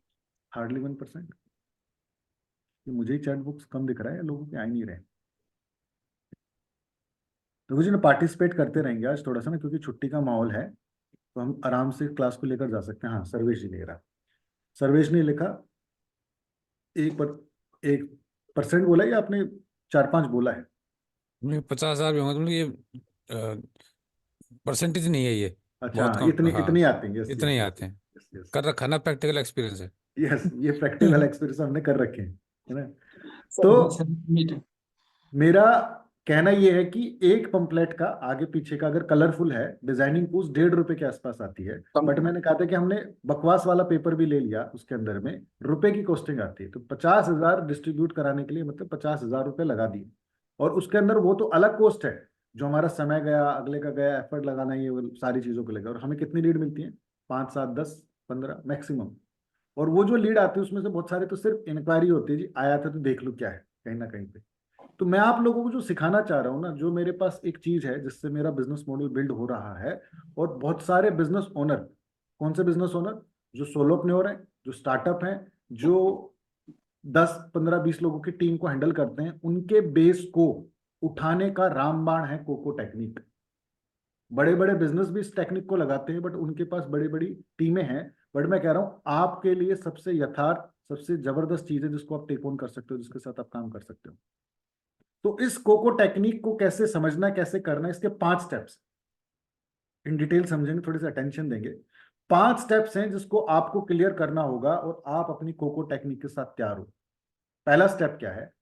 Build a list with whom you want to do RSP। सबसे पहले उन लोगों की लिस्ट बनाओ कि यार कौन कौन ऐसे लोग हैं जो मेरे इस बिजनेस में मेरे काम आ सकते हैं। तो यहाँ पे लोगों के नाम का मतलब है उस प्रोफेशनल एरियाज की लिस्ट बनाओ, यार ये एरियाज हैं, इन लोगों के साथ मैं जुड़ सकता हूँ। जैसे संदीप ने बोला कि वो लाइटिंग वालों के साथ में या साउंड वालों के साथ में या इस तरीके के लोगों के साथ जुड़ सकता है। तो आपको पर्टिकुलर सबसे पहले एरियाज निकालने की कौन से आपके कॉम्प्लीमेंट्री या आपके पूरक बनते हैं आपके बिजनेस के अंदर। दूसरा स्टेप बनता है find with him what's in it for them, कि वो आपके साथ क्यों जुड़े, क्या है उनके फायदे, क्या उनके भले की बात होगी, वो आपको देखना है। तीसरा फाइंड आउट करना है कि जिसके साथ आप ये कोको कर रहे हो उसको क्या सूट करता है। वो इंसान पैसे से ड्रिवन होता है या प्यार से ड्रिवन होता है, या दोनों का कॉम्बिनेशन। चौथा, create value first then ask with a giver believe. सबसे पहले आपको देना है दिल खोलकर, क्योंकि आपने कहा जी मैं गिवर हूं, मैं लोगों की मदद करके खुशी महसूस करता हूं, तो वो कुछ दे या ना दे, बट आपको इस इंटेंशन से जाना है कि जी मैंने आपके लिए वैल्यू क्रिएट कर दी। और 5वां स्टेप होता है ask until you got what you want, कि उस इंसान के साथ तब तक जुड़े रहो जब तक कि आपको उससे कुछ ना कुछ मिल जाए,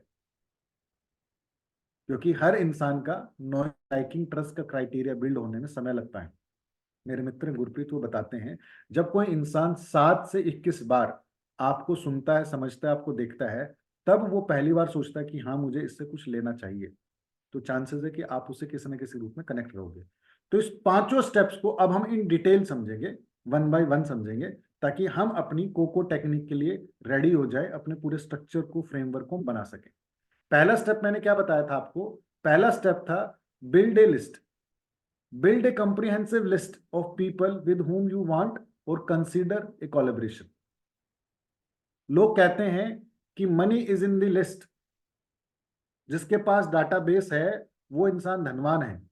मैं कह रहा हूं डाटाबेस से कुछ नहीं होता, उस डाटाबेस के साथ क्या रिलेशनशिप है वो मायने रखता है, क्योंकि डाटाबेस तो थोक के भाव मिलता है कि 15,000 रुपए में 1 करोड़ बिजनेस ओनर का मिलता है। मैं एक बार किसी ग्रुप में तो वहां मिल रहा था। मैटर क्या करता है कि आपकी रिलेशनशिप क्या है। तो जिस लिस्ट को आप बनाना चाह रहे हो, आप देखो, जैसे कि मैंने फाइंड आउट किया कि भाई मुझे किन किन लोगों की तलाश है जो मेरे कोवर्किंग बिजनेस में काम आ सकते हैं। ये coworking business point of view से वो लोग जो कोचिंग, ट्रेनिंग, स्पीकिंग में है, वो लोग जो as a consultant real estate के डीलर्स हैं, एचआर रिक्रूटर है, क्योंकि एचआर रिक्रूटर तो छोटे छोटे बिजनेस ओनर के रिक्रूट कर रहा है। डिजिटल मार्केटिंग है, क्योंकि वो भी बहुत सारे लोगों के लिए रिक्रूट करता है। सीए जो है, क्योंकि बहुत सारी कंपनियां रजिस्टर करता है तो वर्चुअल ऑफिस स्पेस देता है उन लोगों को। जो एमएलएम कंपनियां हैं, क्योंकि उनके साथ बहुत सारे बिजनेस ऐसे लोग जुड़े रहते हैं उस एरिया में जो वो काम करते हैं, फोकस करते हैं। तो ये हमने एक लिस्ट बनाई थी कि कौन कौन से ऐसे लोग हैं जिनके साथ अगर हम रिलेशनशिप बिल्ड करें, जिनको अगर हम कहें कि जी आप हमें रेफरेंस दे दो, रिकमेंडेशन दे दो, तो ये दे सकते हैं, हमें ज्यादा से ज्यादा लोगों को मिला सकते हैं, हमारे पास ज्यादा लोगों को ला सकते हैं। ऐसे ही आपको एक प्रोबेबल कैटेगरीज के लिस्ट बनानी की कौन कौन सी आपके लिए लोग हैं वो जिनके साथ आप कोलैबोरेशन कर सकते हैं। दूसरा, what's in it for me, या what's in it for them, या what's in it for you. अब आपको उसके बारे में सोचना है कि भाई उसके लिए क्या बेनिफिट है। स्पिरिचुअल एंगल से अगर इस चीज को समझे, जो मैं आपको बताना चाहता हूं, एक लाइन बहुत बार बोली जाती है, जब हम दूसरों के सपने सच करते हैं तभी हमारे सपने सच पूरे होते हैं। यानी कि जब हम दूसरों की मदद करते हैं तो परमात्मा हमारी भी कहीं ना किसी तरीके से मदद करता है। तो यहां पे मैं कहना चाह रहा हूं, जब आप दूसरों के सपने सच करोगे तो आपके सपने सच हो जाएंगे। इसी को विफिम बोलते हैं मार्केटिंग की भाषा में, कि आपको दूसरे की डिजायर, दूसरे की नीड, दूसरे के पेन, दूसरे की इच्छाओं के बारे में अगर पता है और आपसे उसी लैंग्वेज में बात करते हो तो बंदा आपकी तरफ अट्रैक्ट होगा। क्यों? क्योंकि ये एक फैक्ट है, people are interested, people are not interested in you, they are interested in themselves. लोग आपने क्या कुछ झंडे गाड़े हैं वो सुनते तो हैं, लेकिन वो ज्यादा से इंटरेस्टेड नहीं होते हैं। वो इस चीज में इंटरेस्टेड हैं कि आप उसके क्या झंडे गड़वा सकते हो, उसको कहां लेकर जा सकते हो, उसको क्या बेनिफिट दिला सकते हो। तो वो कौन सी बात हुई जो हमने पहली क्लास में पढ़ी थी, कि जब आप लोगों की नीड, डिजायर, पेन को समझते हो तो आप अपनी कन्वर्सेशन में, अपनी बातचीत में उसको एज ए विफिम बता सकते हो, उनको समझा सकते हो। तो विफिम क्या हुआ? विफिम यह हुआ कि आप उसको क्या दे सकते हो, अगर ये बताना सीख जाओ तो एक यूनिवर्सल फिनोमिना है जो हर इंसान के ऊपर लागू होता है, किसी भी आप ट्रेड में रहे। अब मैं आपको बता दूं कि जब आप उससे बात करोगे तो आप उससे क्या बात करोगे, फीचर्स की बात करोगे या बेनिफिट्स की बात करोगे। तो हमें फीचर्स नहीं बतानी है, अभी मैं आपको थोड़ा सा इन डिटेल समझाऊंगा। हमें उसको क्या बेनिफिट होने, क्या उसके फायदे हैं, उसकी बात करनी है। और जब हम फायदों की बात करते हैं तो फायदों के टाइम पे लगता है टीएमसी। टीएमसी मतलब ये तृणमूल कांग्रेस नहीं है, यह है कि आपको बात करनी है कि कैसे उसका टाइम बच सकता है, कैसे उसकी मनी बच सकती है, कैसे उसको कंफर्ट मिल सकता है, कैसे उसकी इमोशनल वैल्यू बढ़ सकती है। तो एक बार चैट बॉक्स में लिख दो टीएमसी, ये एक ऐसा टूल दे रहा हूं मैं आपको अपनी लर्निंग का, बिल्कुल शार्प, बहुत बढ़िया तरीके से निकाल के। जब भी आप किसी से बात करो तो बात करते करते अगर आपने टीएमसी का ध्यान रखा तो इसका मतलब आपके चांसेस बढ़ जाते हैं उस इंसान के साथ ट्रांजेक्शन करने के, उसको अपने फेवर में लाने के। क्योंकि इंसान सिर्फ यही 4 चीजें जानना चाहता है, आप समझो। जो ओला उबर है वो क्या कर रही है, आपको कितना कंफर्ट जोन देती है, आपकी इमोशनल वैल्यू कितनी हाई कर देती है, आपको लगता है बिल्कुल बाबूजी की तरह आप नीचे उतरते हो, आपके पास में गाड़ी आ जाती है। पैसा थोड़ा सा ज्यादा लगता है औरों के मुकाबले, लेकिन यहाँ पे उसने 2 एंगल्स के ऊपर फोकस किया कि सर आपका समय बचा देंगे, आपको खुद दिमाग नहीं लगाना है, आपको कंफर्ट दिला देंगे, आपको एक राजा की तरह फील करा देंगे। तो ये 4 ही बेस होते हैं जिसके ऊपर हमें अपने बेनिफिट्स की फाउंडेशन को तैयार करना होता है। जैसे कि एप्पल ने क्या बोला, 1000 गाने आपकी पॉकेट में। जिन दिनों में कैसेट चलती थी, सीडी चलती थी, तो उसने मार्केट को क्या बोला, 1000 गाने सर एक साथ आपकी जेब में, इतनी कैसेटें इतनी सीडी लेकर नहीं चलना है। गूगल वालों ने क्या कहा, 25,000 photo, one place, for ever and everywhere. कहीं पे भी जाओ आपकी गूगल ड्राइव पे सब कुछ रखा हुआ है, सब कुछ पड़ा हुआ, कहीं से भी एक्सेस कर सकते हो, किसी भी तरीके से एक्सेस कर सकते हो। आपको लोड नहीं लेना, अपने खुद के ऑनलाइन ड्राइव, आप अपना ऑनलाइन स्टोरेज स्पेस ले लो हमारे से। आप बोल रहे हो किसी को how it will help me and my goals. बंदा सबकॉन्शियस माइंड में क्या सुनना चाह रहा, समझना चाह रहा है कि मुझे बताओ मुझे कैसे मदद करोगे, कैसे क्रिएट करोगे, मैं क्या करना चाह रहा हूँ, कितने आगे बढ़ना चाह रहा हूँ, उसके ऊपर बात नहीं करनी। जैसे कि बहुत बार लोग बोलते हैं जी मैंने एमडीआरटी किया है, क्योंकि मेरा इंश्योरेंस बैकग्राउंड रहा है, कालरा साहब तो यहाँ पे रिलेट कर पाएंगे कि मैंने जी एमडीआरटी किया, मैंने टीओटी किया, मैंने ये झंडा गाड़ा है। क्लाइंट कहता है कि भाई ये तो तुझे मिला है, मुझे क्या, तो मुझे ये बता कि मुझे इससे क्या मिलेगा। आपको कोई मेडल मिला, कोई है ना अवार्ड मिला, वो तो तुझे मिला ना, बहुत अच्छी बात है खुशी की, बट मुझे इससे क्या फायदा हो रहा है। आप मेरे को उस लैंग्वेज में बात करो ना, उस तरीके से बताओ। जी मैं 15 साल से इस इंडस्ट्री के अंदर हूँ, मैंने झंडे गाड़े हुए हैं। तो आपको उस झंडे के साथ में उसको क्या बताना है कि सर मेरा 15 साल का एक्सपीरियंस आपको मदद कर सकता है फास्ट डिसीजन लेने में। क्योंकि बहुत बार लोग डिसीजन ही नहीं लेते, और वो डिसीजन ना लेने की वजह से या गलत डिसीजन लेने की वजह से जितना नुकसान करते हैं अपने पैसे का, अपने समय का, अपनी लाइफ में होने वाली दिक्कतों का, मैं वो सारा बचा सकता हूँ।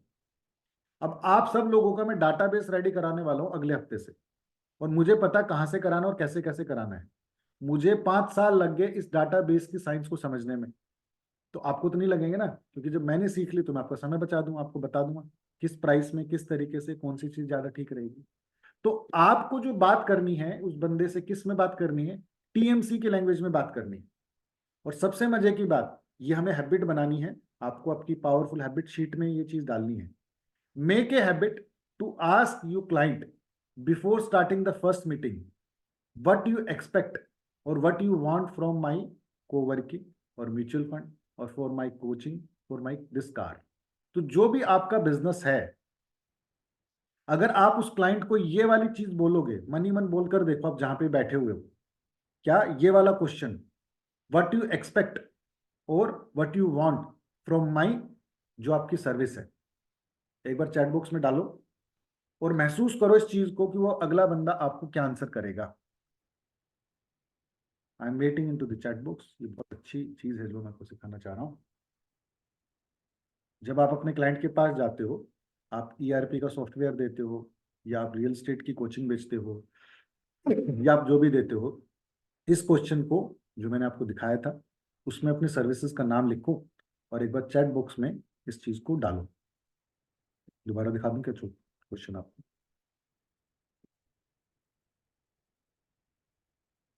ये है जी आपका क्वेश्चन, क्योंकि जब आप चैट बॉक्स में डाल दोगे तो मैं उसके ना आंसर दिलवाऊंगा आप लोगों से, और फिर आप मेरे को बताना है कि ये क्या कहना चाह रहा है।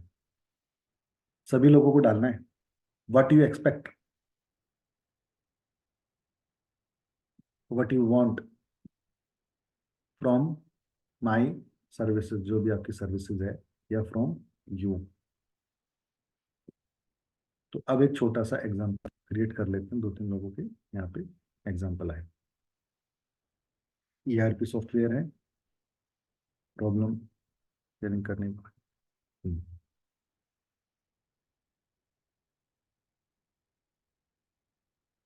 संदीप दास जी अनम्यूट करेंगे और हम सब लोगों ने संदीप दास जी से बात करेंगे। संदीप दास जी ने आपसे पूछा कि भाई आप जो इंटरेक्टिव पैनल होता है ना, जो स्कूलों में या कॉन्फ्रेंस रूम में या एज ए व्हाइट बोर्ड की तरह लगता है, सर ये आप लगवाने से पहले क्या एक्सपेक्ट करते हो इंटरेक्टिव पैनल से? तो आपके क्या आंसर होंगे? क्या आप में से कोई आंसर कर सकता है?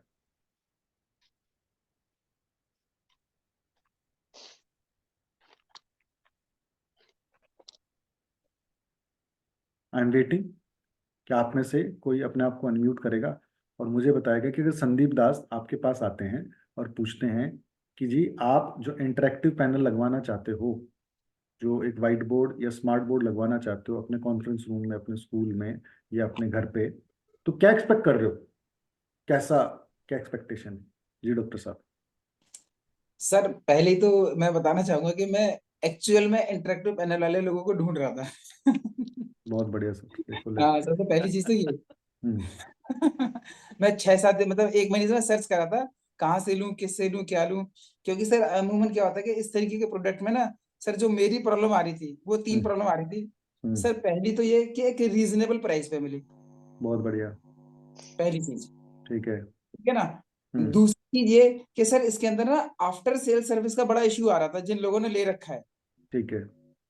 क्योंकि एक बार पेमेंट चली जाती है तो चली जाती है, सिंपल सी बात है। तो मैं ये चाह रहा था कि मान के चलो 3 महीने, 6 महीने या 12 महीने की जो भी होगा, मैं ईएमआई पे लेता, ताकि अगर मुझे कोई इश्यू आता और अगर मुझे सर्विस प्रॉपर नहीं मिलती तो मेरे हाथ में भी कोई ना कोई कंट्रोल होता। बहुत बढ़िया। ये तीसरा। सर मेरी दूसरी रिक्वायरमेंट थी।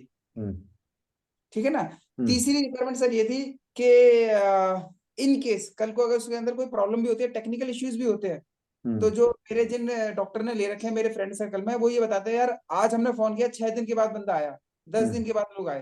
तो अब मान के चलो सर मेरा यूट्यूब पर भी काम होता है या मैं ट्रेनिंग भी देता हूँ, तो 10 दिन तो मेरा तो काम खराब हो जाएगा बिल्कुल। अब मैं अगर किसी प्राइवेट को बुलाऊंगा तो मेरी सारी रिपेयरिंग, अब वो किसी भी प्राइवेट वाले पर को बुलाऊंगा तो सर एक्स्ट्रा कॉस्ट लेके ही जाएगा वो। तो ये मेरे 3 issues थे सर। बहुत बेहतरीन। मैं आप लोगों को जो बताना चाह रहा हूँ, समझाना चाह रहा हूँ इस लाइव एग्जांपल से जो आपके सामने क्रिएट हुआ है, आपको राम कहानी नहीं सुनानी उसको। जो उसने बोला है उन्हीं प्रॉब्लम को वापस से रिपीट करना और उसी के समाधान की बात करनी है, क्योंकि वो अपने सबकॉन्शियस माइंड से वही सुनना चाह रहा है। इसके अलावा बहुत कुछ नहीं सुनना चाह रहा आपसे। ये ब्यूटीफुल क्वेश्चन हमारी कन्वर्जन को बढ़ाता है। यानी कि हमारे पास तो क्लाइंट आ गया ना, तभी तो मुझसे इंटरेक्शन कर रहे हैं। इंटरेक्शन के टाइम पे अगर आपकी हैबिट नहीं है ये क्वेश्चन पूछने की, तो इसका मतलब आप अपनी तलवार में बिना धार लगाए काटने की कोशिश कर रहे हो। तो आप जब क्लाइंट से पूछ लेते हो कि सर आप मेरे से क्या एक्सपेक्ट करते हो, जैसे आप उससे बोलोगे तो वो अपने इमोशन बताएगा, अपनी इच्छाएं बताएगा। आपको उसकी इच्छाएं सेटिस्फाई करनी है, अपनी नहीं करनी है। मैंने एक वर्ड दिया था आपको, आपको उसके डिजायर की बात करनी है बट उसकी नीड को सोल्व करना है। तो वो आपको आपकी इच्छा बता रहा है कि मुझे ये चीज दे दो, और उसी की आपको केस स्टडी, उसी का लाइव एग्जांपल, उसी के आसपास आपको चीजें बिल्ड करनी है, उसी के आसपास आपको बताना है। तो मैं आपको इस कन्वर्सेशन के थ्रू ये बताना चाह रहा हूं कि जब आप कोको करने जाओ या किसी क्लाइंट के पास जाओ, दोनों ही सिचुएशन में आपकी ये हैबिट होनी चाहिए उस क्लाइंट से ये वाली बात पूछने की, ये चीज करने की। Plus try to avoid me syndrome कि मैंने ये किया, मैंने ये किया, मैं वो हूं, मैं वो हूं। बंदा नहीं इंटरेस्टेड होता, सबकॉन्शियस माइंड से उसके अंदर से आवाज आती है कि भैया चुप कर, तू ये बता, मुझे सेंटर में लेकर आ। आपको फोकस करना यू कि सर आपके लिए ये फायदा हो सकता है, आपको ये दिला सकता हूँ, आपके क्लाइंट का ये हो जाएगा, आपके यहाँ पे इतना प्रॉफिट जाएगा, ऐसा हो जाएगा। तो आपको आपका एंगल कन्वर्सेशन का, अपनी सेल्स टीम का, अपनी मार्केटिंग टीम का, बिजनेस डेवलपमेंट टीम का बिल्ड करना है कि भाई जब आप क्लाइंट के पास जाओ तो पहले ये चीज पूछो और फिर इस तरीके के आपको आंसर करने हैं जिस आंसर के अंदर टीएमसी होना चाहिए। अगर आपके आंसर के अंदर टीएमसी नहीं है, वो स्क्रिप्ट रिटर्न नहीं है, तो इसका मतलब आप अपने लिए चैलेंज क्रिएट कर रहे हो। आप बिना तलवार में धार लगाए अपनी सेल्स की प्रैक्टिस कर रहे हो, जो सबसे गलत चीज है। तो अब आपको ना 2 तरीके की मास्टरी करनी है इस कन्वर्सेशन के बाद। पहली मास्टरी करनी है कि क्लाइंट के लिए विफिंग क्या क्या है आपके पास। दूसरा, जब कोको पार्टनर के पास जाओ तो उसके लिए क्या क्या विफिंग। तो आपके 2 विफिंग बनेंगे, what's in it for me client point of view से, और collaborative partner point of view से दो अलग तरीके से बनेंगे। तीसरी जो चीज है आपको जो समझनी पड़ेगी, जब किसी भी इंसान के पास जाते हो तो ह्यूमन जो फैक्टर है, जो ह्यूमन नेचर है, वो इन चार चीजों के आसपास तलाश करता है, वो इन चार चीजों की डिस्कवरी करना चाहता है। तो जब आप उसके साथ कोलैबोरेशन कर रहे हो तो थर्ड स्टेप में क्या आता है कि आपको देखना पड़ेगा कि उस इंसान के लिए चीज मायने क्या रखती है, क्योंकि जो उसको मायने रखती है आपको वो देनी है। क्योंकि आपको लगता है कि बहुत सारे लोगों को पैसा चाहिए होता है, कुछ परसेंटेज ऑफ कमीशन चाहिए होता है। अभी थोड़ी देर पहले डॉक्टर साहब ने कहा जी मैं क्लाइंट ऐसे ही दे देता हूँ, उनको बोलता हूँ मुझे कोई कमीशन मत दो। तो ये हमारी भ्रांति है, हमारे दिमाग में लगता है कि हमें पैसा चाहिए होता है। पैसे के अलावा प्यार चाहिए होता है, प्यार के साथ पैसा मिल जाए तो फिर बुरा नहीं होता है। तो आप मेरे को रेटिंग करो ग्रुप के अंदर डालकर कि ये जो चार चीजें हैं, तो ये चार चीजों में आपको क्या टॉप मोस्ट प्रायोरिटी पे है। कि आप ग्रोथ और मनी की पहले बात करते हो, name fame respect reward recognition की बात करते हो, इज्जत शोहरत की बात करते हो, रिलेशनशिप रिश्ते निभाने में, कनेक्शन बिल्ड करने में उसकी बात करते हो, या दूसरों को मदद करने में बात करते हो।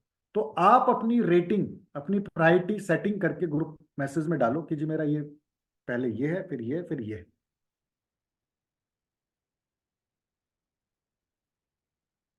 नहीं, आपको चारों की रेटिंग करनी होगी कि पहले ये हुआ, फिर उसके बाद ये होता है, फिर उसके बाद ये होता है, फिर उसके बाद ये होता है। तो इस सीक्वेंस को आप डालो। हाँ, जैसे धर्मेंद्र जी ने डाला है कि उनकी प्रायोरिटी है 4th, 3rd, 1 and 2। Great great. तो जो आप ये डाल रहे हो ना, ये आपका वैल्यू सिस्टम है। इट इज नॉट राइट और रॉन्ग, हर इंसान का अपना अलग अलग हो सकता है, समझो, कोई दिक्कत की बात नहीं है। बट हमें पता होना चाहिए कि मेरा है क्या, क्योंकि जब तक आपको आपका पता नहीं होगा तब तक आप दूसरे का डिस्कवर नहीं कर पाओगे, दूसरे के लिए फोकस नहीं कर पाओगे। Are you getting? As a human being हम इन चार चीजों के लिए समर्पित होते हैं। आप जब उस इंसान के पास जाओगे कि भाई हम दोनों मिलकर कोको करना चाहते हैं, कोलैबोरेट करना चाहते हैं, तो उस कोको के अंदर इन चार चीजों की जब तक बातचीत नहीं होगी तब तक क्रिएशन नहीं होगा। क्योंकि आपको समझना पड़ेगा जब कोको होता है तो लोग क्यों करते हैं।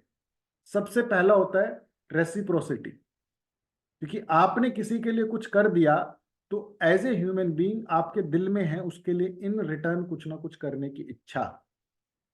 आप किसी के घर कुछ लेकर जाओ, किसी को कुछ खिलाओ, तो बंदा सोचेगा इसको कुछ ना कुछ मैं खिलाऊं, क्योंकि हम ऋण नहीं रखना चाहते। हमारा सबकॉन्शियस माइंड, हमारी जो अपब्रिंगिंग ऐसे भाई किसी का कुछ लिया है तो उसको वापस जरूर देना है। दूसरा, लोग कोशिश करते कि थोड़ा बहुत कुछ पैसे भी मिल जाए। और तीसरा, और दोनों का कॉम्बिनेशन हो जाए तो बहुत बढ़िया है। ये कभी भी कोको टेक्निक जब आप लगाते हो, तीसरे पॉइंट की हम बात कर रहे हैं यहाँ पे, ये कभी भी सिर्फ और सिर्फ परसेंटेज बेसिस पे नहीं होता है। क्योंकि जो सिर्फ और सिर्फ परसेंटेज कमीशन की बात करता है उसके साथ कोको लंबा नहीं चलेगा, क्योंकि थोड़े टाइम के बाद कोई दूसरा परसेंटेज दे देगा तो कहाँ जाएगा। ये जो बेस है इसका इसका जो बेस है वो रिलेशनशिप का बेस है, लगाव का बेस है, जान पहचान का बेस है। तो अगर आप रिलेशनशिप गेम खेलना चाहते हो, अगर आपको लगता है कि भाई मैं रिलेशनशिप को वैल्यू देता हूं और रिलेशनशिप की पावर में मैं बिलीव करता हूं, तो इस गेम को बहुत बढ़िया से आप खेल जाओगे, इसको नेक्स्ट लेवल पर आप लेकर चले जाओगे।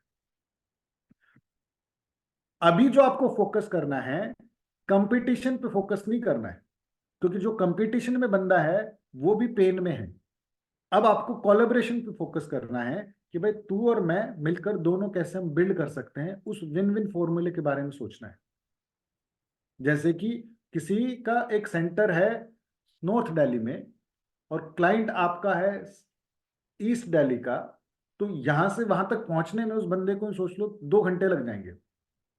तो क्यों ना आप अपनी कोलैबोरेशन करना स्टार्ट करो कंपटीटर्स के साथ में भी, क्योंकि वो भी आपको एक लीडर की तरह बिल्ड करता है, आपको आगे की तरफ लेकर जाता है। फोर्थ स्टेप जो था वो क्या था, आपको जेन्युइन इंटरेस्ट लेना है और दूसरे के लिए वैल्यू क्रिएट करनी है।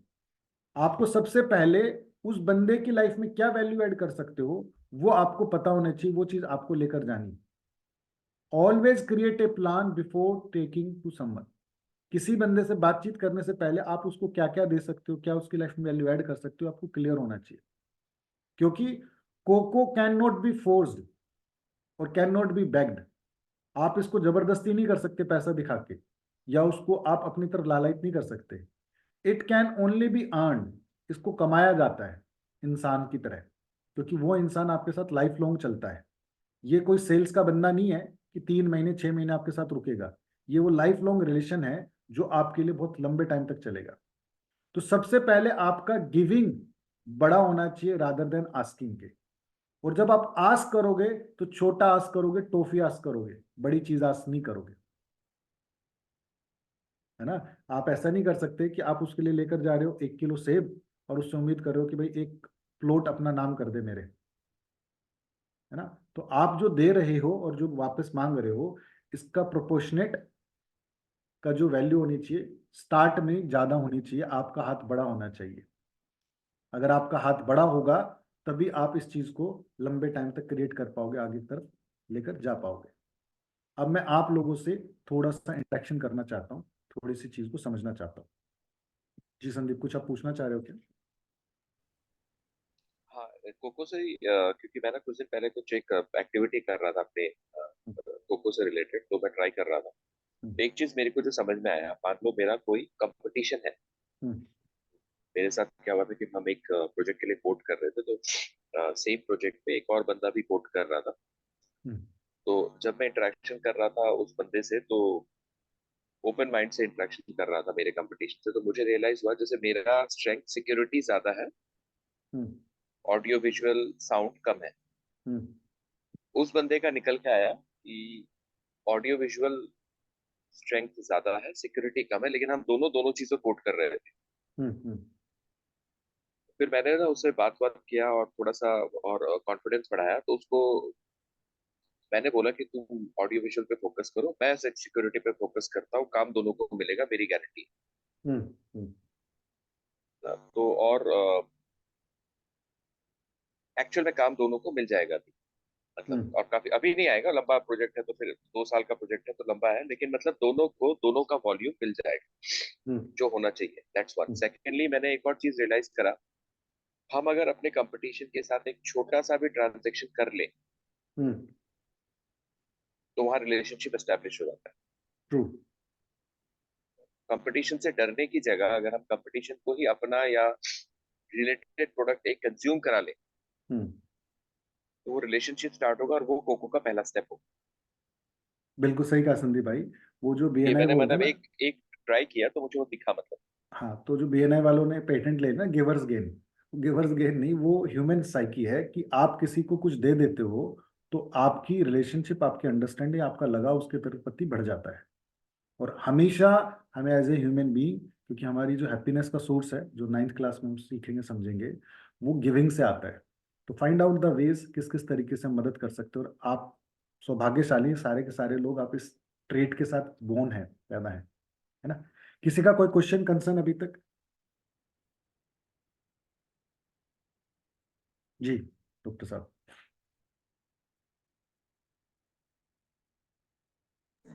हाँ सर, मुझे लग रहा है सर, ये जो आरआरपी आपने और आरएसपी आपने जो बताया ना, कि ये कहीं ना कहीं सर मनी मैटर करती ही करती है।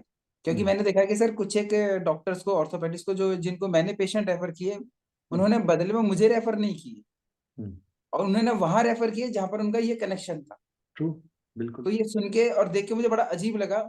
तो मैं ना सर अपनी वैल्यूज और अपने कमर्शियल्स के बीच में एक बैलेंस नहीं क्रिएट कर पा रहा था, जो अब आपके इन चारों पॉइंट्स को सुनने के बाद कर पाने की कोशिश में आ रहा हूँ। Yes yes. क्योंकि हमारा जो एजेंडा रहेगा नेक्स्ट वीक के लिए, हमें अपना पूरा डाटाबेस वापस से रीऑर्गेनाइज करना है। क्योंकि मैं मंगलवार को संदीप का और वरुण जो है उनका कराऊंगा, आप लोगों को भी सिखाऊंगा साथ के साथ, ताकि आप भी अपना डाटाबेस ऑर्गेनाइज कर सको। उसमें जब हम मैपिंग करते हैं, भाई लेट्स सपोज आपके पास 1000 लोग हैं आपके डाटाबेस में, और आप उसमें से देखोगे यार ये बंदा ऐसा है जो मुझे पूरे साल में एक रेफरेंस तो दे ही सकता है। यानी कि अगर वो पूरे साल में एक रेफरेंस दे सकते हो, क्या बन गया आपका आरआरपी। आपको लगता है ये बंदा ऐसा है, इसके साथ अगर मैं थोड़ी सी क्लैरिटी करूं, प्रोडक्ट बनाऊं, इसके साथ समझाऊं, बताऊं, तो ये मेरे को साल के 5-7 रेफरेंस तो पक्का दे सकता है। तो बन जाएगा आपका आरएसपी। तो आप जब इस एक्सरसाइज को करोगे, ट्रस्ट में आप हैरान रह जाओगे कि आपके पास उस 1000 में से कम 100-150 लोग तो ऐसे निकल कर आएंगे जो आपके आरआरपी हैं, और कम से कम 25-30 ऐसे लोग निकल कर आएंगे जो आपके साथ आरएसपी बनने की पोटेंशियल रखते हैं। तो फरवरी महीने का आपको काम मिल गया है, अपनी स्ट्रैटेजी बनाओ और उन लोगों के पास जाओ और उनके साथ कोलैबोरेशन करने की, उनके साथ कोको करने की अपनी इंटेंशन को क्रिएट करो। क्योंकि अगर आपने ये एक बार बिल्ड कर दिया तो आपने अपना स्ट्रक्चर क्रिएट कर दिया है ना। तो मैं आज की इस कन्वर्सेशन को, जो क्लास है, वापस से रिक्रिएट करता हूँ। हमने जो अभी तक समझा, डिस्कस किया, हमने 3 एग्जाम्पल देखे, कैसे बड़ा ब्रांड, कैसे एक मामूली सा इंसान और कैसे एक सर्विस बेस्ड बिजनेस अलग अलग तरीके से कोको टेक्निक को लगा रही हैं। ये तीनों एग्जाम्पल देकर आपके दिमाग को ये खोलना था कि किसी भी वे में आपके कहने से अगर ट्रांजैक्शन होती है तो इसका मतलब वो इंसान आपके बिजनेस में वैल्यू एडिशन कर सकता है। हमें वो वेज फाइंड आउट करने हैं, क्योंकि जब तक हमारे पास क्रॉस सेल अपसेल का मैकेनिज्म नहीं होगा तब तक हमारे पास जो सोने की खदान बचपन से हमें मिली हुई है, जो सो कोल्ड हमने बना रखी है, उसको हम एनकैश नहीं कर पाएंगे, मैक्सिमाइज नहीं कर पाएंगे। साथ में हमने देखा कि कोलैबोरेशन जो है वो similar target audience, similar vision, mission वाले लोगों के साथ क्रिएट किया जाता है, जिनके साथ हमारा वैल्यू सिस्टम मैच हो जाता है। क्योंकि आप एक मैग्नेट हो, दूसरा भी एक मैग्नेट है। आपको आपकी मैग्नेट के गुणों के बारे में पता है तो आप ऐसे क्वेश्चंस, ऐसी बातचीत से समझ सकते हो कि अगले के साथ आपका कोको होगा या नहीं होगा। प्लस हमने देखा कि हमारा फोकस होना चाहिए आरआरपी के साथ साथ आरएसपी बिल्ड करने में। अगर पूरे साल के मैं सिर्फ 50 आरएसपी बिल्ड कर देता हूं, जो मैं एज ए टास्क दे दूंगा आप लोगों को जब आप मेरे साथ 1 साल की हैंड होल्डिंग में रहोगे, कि भाई पूरे साल में आपको सिर्फ 50 ही लोग as a collaborative partner sign कर लिए, तो आपने अपने लिए एक स्लीपिंग मार्केटिंग एंड सेल्स की टीम तैयार कर ली, जो कभी भी आपको छोड़कर नहीं जाएगी। सिर्फ आपको उनको नर्चर करना है।